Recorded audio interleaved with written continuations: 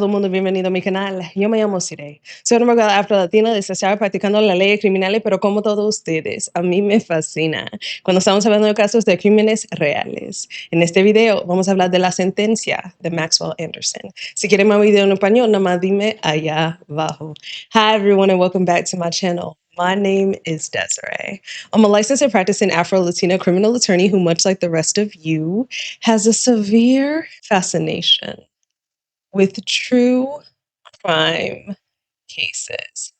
Listen, today we're not going to discuss a new story, but instead we're going to revisit a story that we've already talked about on this channel. As of right now, this is actually my most watched video. And the sentencing here occurred on August 1st of 2025. So just a few days ago, and I wanted to discuss it with you guys. Before we get into what exactly happened at the sentencing and all the victims that were heard from and everyone who spoke, I just want to discuss some preliminary matters with you guys. Is that okay? First, I find it quite concerning that you guys are spending more of your time trying to debate me on the fact that I feel my opinion that middle-aged adults shouldn't be dating teenagers. 18, 19, whatever. Teenagers. Okay? So if you want to date a teenager and you almost 40, go ahead and do it as long as it's legal. What does my opinion matter to you, beloved? It's still nasty. It's still nasty. Second, you're more focused on the fact that it is my opinion about the dynamics of a 19-year-old dating a 34-year-old than the fact that this man killed and dismembered this little chocolate beauty. That is a problem. Third, if you are offended by anything I am saying, it's applicable to you, and a hit dog will always holler. All that being said, let's just talk about the sentencing of Maxwell Anderson. As we discussed in my last video, Maxwell was charged with 4 separate charges, and at trial he was convicted of everything.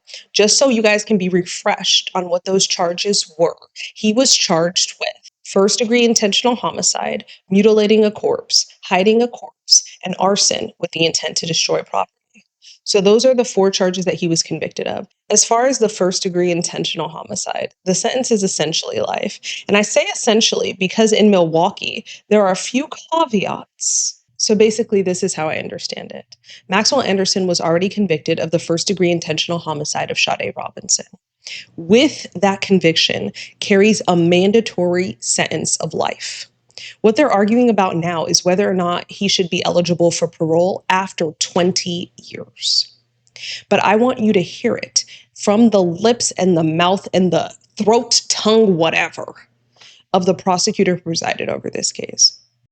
Your Honor, as the court is aware, there's 3 overarching things that the court must consider when sentencing an individual. The first would be the gravity, the seriousness of the offense. The court also has to consider the defendant's character, and the court has to consider the need to protect the public. The defendant was found guilty of 3 crimes. Count 1 carries with it a mandatory sentence of life imprisonment.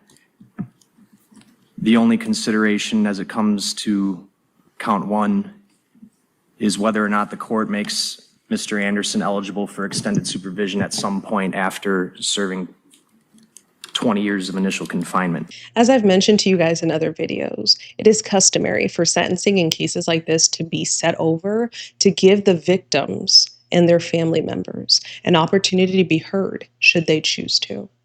Here, Sade's family showed out to support her, and the first person that spoke on her behalf was her sister. When Maxwell Anderson murdered my sister, he redefined my definition of misfortune.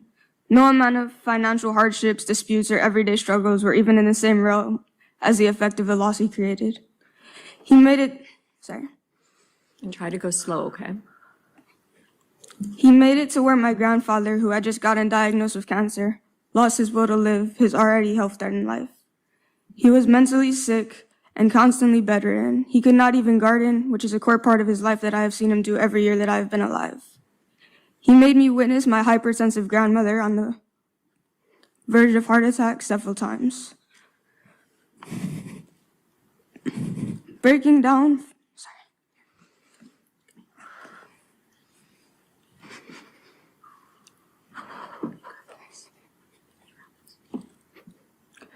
breaking down from the combination of the grief, other people's emotions, and the stress of having to deal with all the tedious responsibilities that he left behind when he ended my sister's life.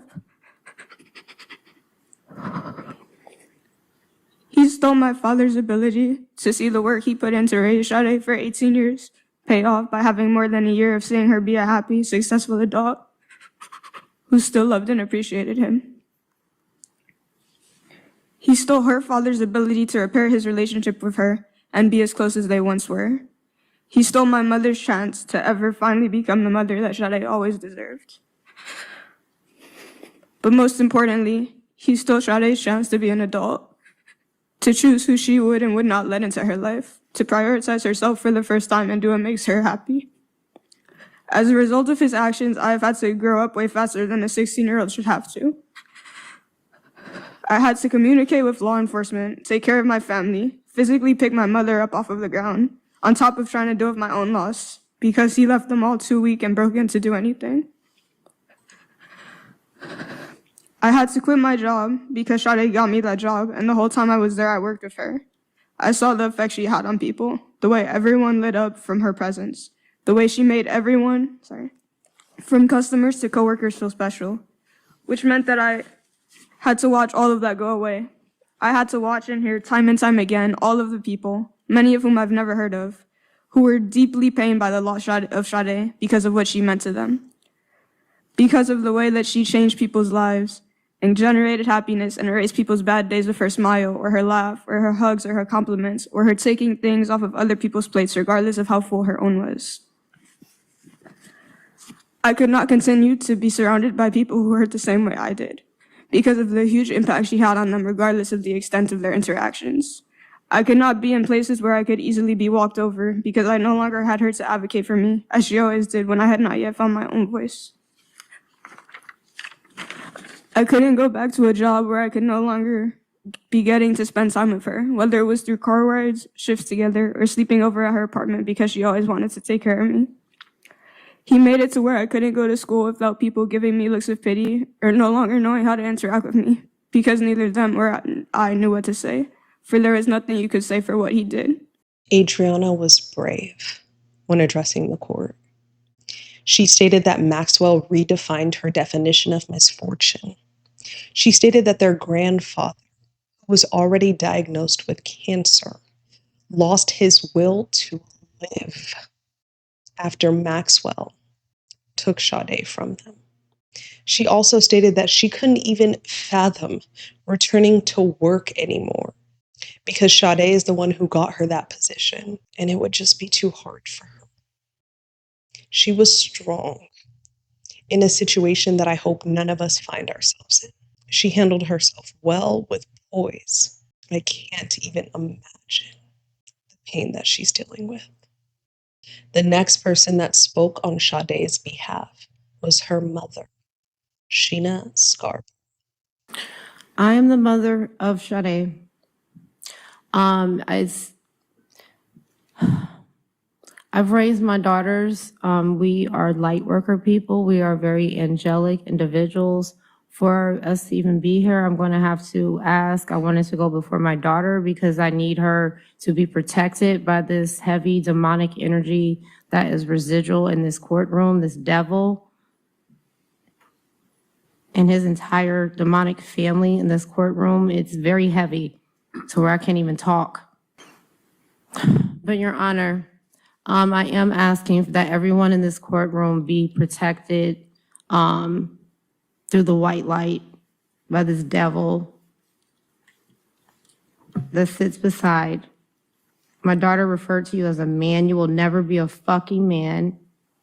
You're a pussy ass bitch. Ms. Scarbrough, if you could direct your comments to me, please. Yes, Your Honor. First off, Your Honor, I would like to thank you and the entire team for what we all had to endure, which was it was freaking torture. to even have to be dragged through what we were dragged through. This demon and his whole ass attorney, they knew exactly what he did and what he was responsible for. They took us through extreme agony and pain. We are already dealing with so much trauma. There's no such thing as justice with what you did to my daughter, what you have done to my family. I have bust my ass for over 20 years to raise the best possible angelic light worker kids that do nothing but good. My daughter had to cross your demonic path. You plotted and planned to kill, dismember, then you disrespectfully spread my daughter across the Milwaukee like a piece of trash. How dare you? My daughter was everything. She was everything to all of us. As my baby explained, she had a different impact in each and every one of our lives. There's so many strangers and individuals in the community that I have engaged and met that she has touched and impacted. This has affected the world, the community in such extreme ways. There's no way in hell we should have even ever went through this freaking trial that you drug us through. You knew you were guilty. You're negligent, mammy and pappy. Them demons, I'll deal with them later. But I want you to know that you can no longer hurt my baby. She's in heaven. She's protected. We roll deep. My ancestors roll deep. When you touch my daughter, you fuck with the wrong family. We ain't no pussy bitches, and you should have never touched my daughter. You and your family will be held fully responsible for the rest of your life. You will be eternally haunted by myself, my ancestors. I know you cannot sleep at night. They have already been at you. You will never get peace. You will never sleep. You no longer can harm and hurt my innocent baby. You took advantage of her. You manipulated her in the worst possible way. My daughter is a hero. She has saved so many other women from this demonic serial killer that there's no telling how many more people that he has killed. Sheena directed some of her comments towards Maxwell, and the court redirected. I think that's not uncommon, especially when someone is dealing with emotions as high as I'm sure Sheena's are. No matter what words she says to him, no matter what statement she makes to the court, her baby's never coming back. Sheena was brave. She has tirelessly spoken out about what has happened to her baby girl, and the fact that she did so in court yet again. I'm sure Sade is looking down and proud of her. The final person to speak on Sade's behalf was her father, Carlos Robinson. I've started my speech multiple times since the trial. My daughter was an amazing person.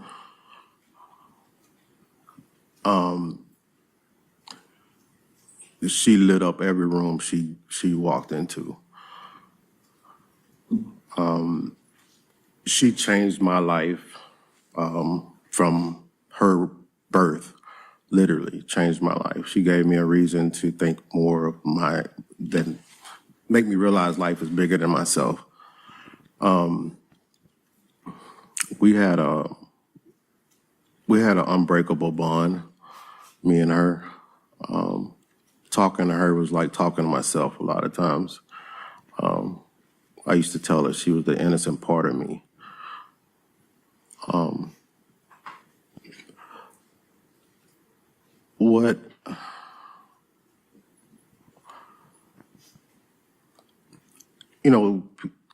People lose their children.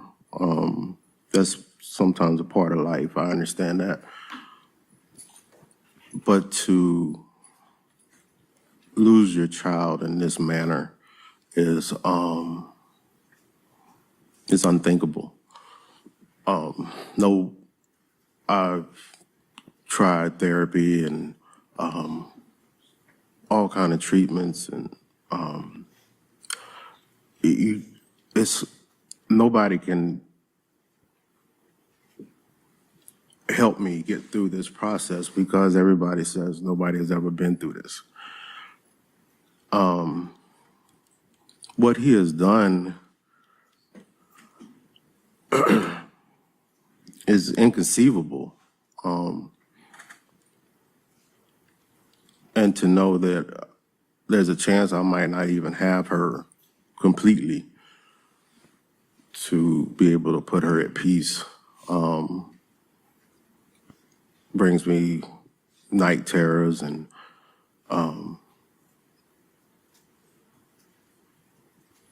constant mental chaos.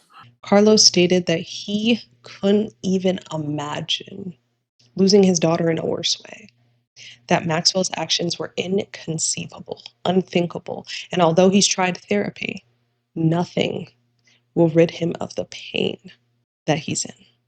As I've told you guys in numerous other cases, after the victims have an opportunity to speak, both sets of attorneys, so defense and prosecution, will have an opportunity to address the court and make their sentencing recommendation to the court.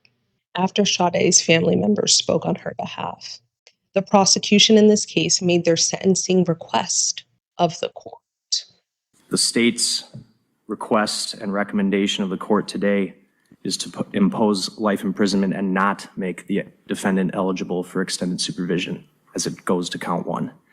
As to count 2 and count 3, the state would be recommending the court impose the maximum sentences and run those consecutive to one another and consecutive to the life sentence on count 1.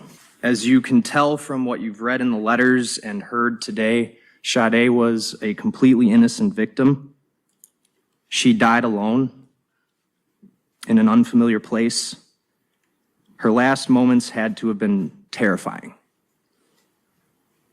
And then after being killed, she was disgraced in the worst way imaginable, having her body cut into pieces, having her head cut off by the defendant who tried to make her disappear from the world. So when the court is looking at the seriousness of what Maxwell Anderson did, you have to consider who Sade was. She was a 19-year-old young woman, totally innocent. And as you've learned through the statements today, the PSI, hearing her friends and family testify, she was just getting into adulthood. She had just gotten that apartment on North Commerce. She had just bought that 2020 Honda Civic. It was a point of pride for her. It was it was a marker of adulthood, a marker of independence. She was ambitious. She had dreams. She wanted to succeed. She wanted to be productive. She went to school. She worked 2 jobs. And as you know, she was adored and loved by everybody, by all of those around her, her coworkers, her family, her friends, everybody. This is the most heinous crime this court will see. It doesn't get more serious than this, and it shows that the defendant has a depraved heart, and he has demonstrated a total lack of remorse, lack of accountability, and the gravity of this offense supports never letting him out of prison. After the prosecution made its sentencing recommendation of the court, Maxwell Anderson's father spoke out on his son's behalf. Thank you for this opportunity. On behalf of myself and my family, I'd like to say a few things. First, to Sade's family, there are no words that I can share that will reduce your pain. You are all in my thoughts every single day. Although it is not the same, having lost a boy that was like a son to me 10 years ago, I have some sense of what you are feeling. It took me a very long time to get past the pain that I felt for the person that contributed to his passing. I'm not asking you to forgive anybody or anything. That is between you and your God. To the court, in particular, to Deputy Allen, to Judge Crivello, thank you for your compassion and all of your professionalism. To Max,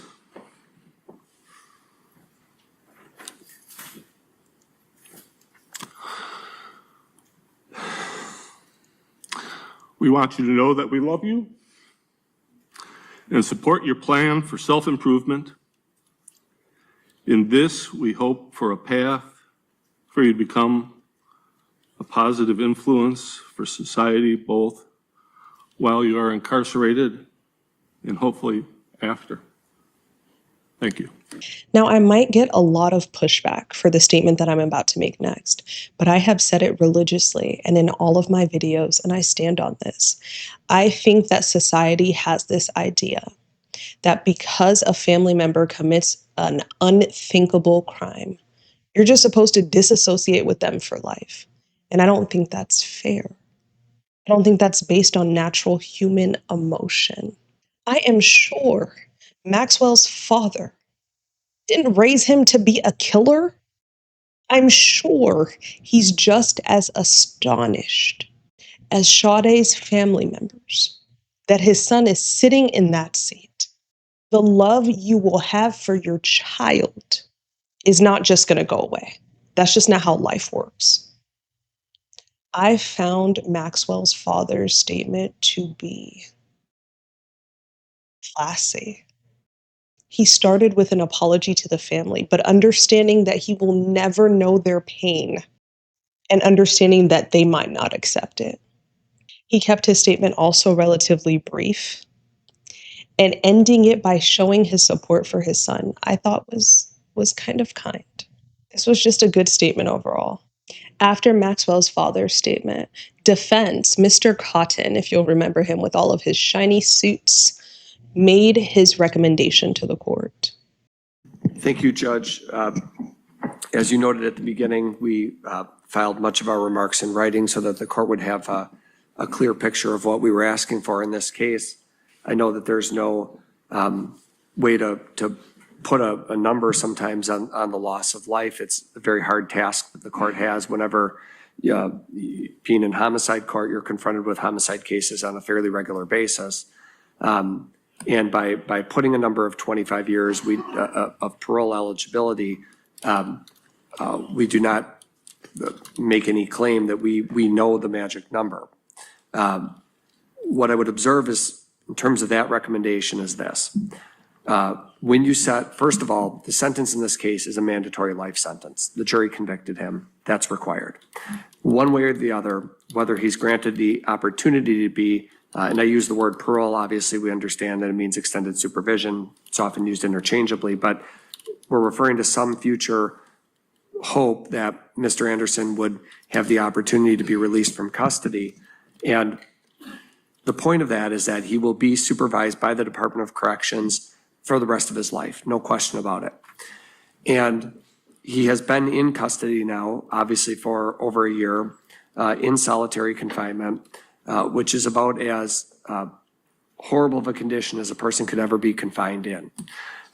There are basically the unit of the jail, the unit of the jail that he's in is one where there's mental health patients, there's people who are going through substance abuse withdrawals, and so it's a torturous way to exist. Obviously, there are very real safety concerns that Max has going off to prison. We've, I think, expressed some of that in our written submissions to the court, that is a real consideration, because at the end of the day, this is not mob justice in this country. People have the right to a trial. They have the right to the evidence to be presented, the right to be represented by lawyers, and the right to test that evidence, and the jury returned the verdict that it returned. And it's your job to determine the sentence. But I want to emphasize that whether you agree with our recommendation, the state's recommendation, or something in between, no matter what it looks like, Mr. Anderson is going to be saddled with this conviction and the supervision and the incarceration for the rest of his life. As he sits here, I struggle to wrap my mind around some of the case just like everybody else. We heard the evidence. We sat through the trial, and I certainly appreciate the state reciting it again today, but I don't think any of us have forgotten it. And as you read in the pre-sentence report, I'm not going to get into the details of it, but you read Mr. Anderson's version of events. He maintains that he didn't commit the crime. And you can place whatever weight on any sentencing factor you want, obviously, but that's his position. The jury reached a different verdict, and so for purposes of my presentation, I don't think it's wise or useful to parse through the testimony and point out what I think are points of reasonable doubt. The jury rejected that, and they returned the verdict that they returned. What I would say is that when you read through the character letters that were filed by Max's family, and I listened to the remarks from Sade's family as well, beautiful remarks by some of her family members, and the character letters were beautiful as well. But so were the ones on Mr. Anderson's side. Every person who has known Max throughout his life, every one of these character letters speaks to a history and a background that wouldn't suggest that something like this would happen. So my recommendation, as I indicate, is for parole eligibility at 25 years. That doesn't mean he gets released at that point. All that means is that at some future date, 25 years, when he has matured and grown, that a parole board will be able to evaluate his situation and decide whether or not he should have the opportunity to be released. That's all that means. Doesn't mean he gets out at that point. He may not even get out at 30 or 35 or 40. It would be entirely up to that agency to look at his growth and his behavior in prison. What has he done? What has he accomplished? And if they conclude that that would be appropriate, obviously the victim's family would be permitted to play a role in that process as well. And they would be able to decide whether or not to release him. We're asking you for that mercy today and that opportunity for some future release. Thank you. I will also note that the fourth charge of hiding a corpse was dismissed after Mr. Cotton successfully argued to the court that Maxwell can't be convicted of both mutilating and hiding a corpse. The court agreed, and that charge was dismissed. That's nothing to alarm yourselves over. The murder conviction still stands, and that is the most prevalent one. Following Mr. Cotton giving his sentencing recommendation, Maxwell addressed the court himself. I would like to start by saying that from the bottom of my heart, my deepest and most sincere condolences go out to Sade's family, as well as everyone else affected by this tragedy. That being said, Your Honor, I took this to trial without ever once trying to make a plea deal of any kind, because I did not commit these crimes. And so I plan to appeal my convictions, while I hope and pray that further investigations not only prove my innocence, but find and deliver true justice. Anything else you wish to say? No, ma'am. Am I astonished that Maxwell got up there and said it wasn't me this whole time and you've got the wrong person, but I'm still sorry for your loss? Not particularly. It's kind of disheartening. I just wish he would have taken some accountability. And not that that would ever change anything. The feelings are going to remain. What you did is going to remain. Sade is never going to be here ever again. But I think taking some sort of accountability, I guess, would have looked better for you, just for you. Following hearing from all parties, the court imposed its sentence. You know, I read through the defendant's version of what happened. And it starts off by indicating that he was skeptical to meet with the pre-sentence investigator because he did not receive a fair trial. And there's no reason to believe that this writer's report would be fair or impartial. You know, speaking about the trial, you know, there's a constitutional right to a trial. Every person charged with a crime has a constitutional right to a trial. And we do not in any way penalize anyone for going to trial. It's also a constitutional right to be represented by counsel. And Attorney Cotton did his job, which is just his job to represent Mr. Anderson. That's under our Constitution, the rights that exist. Now, you get credit for taking responsibility. You get credit for resolving a case early. You get credit for stepping forward and saying, what I did was wrong. Because usually this first step in rehabilitation is taking of responsibility, and we didn't have that here. That's why it's important to read what his version is. So you heard him say today that he didn't commit this crime. What he said about the offense was that they met for food and drinks and they proceeded to his apartment, and that's pretty much all there is to say, he said. He offered no other information as to what transpired that night. He later said that he regretted he did not walk Miss Robinson to her vehicle when she left his apartment, and he believed it was at that point she was abducted by an unknown assailant, quote, either from the alley or from my backyard, unquote. When asked how he accounted for his presence in the area where Miss Robinson's vehicle was set on fire, Mr. Anderson said that he was set up. He stated he was in the area to buy marijuana, and quote, and all it would have taken was for someone to know where I lived and where I'd be in the morning, unquote. He would not tell the writer when or how he made the arrangements to purchase the marijuana, and then instead stated, quote, I plead the fifth.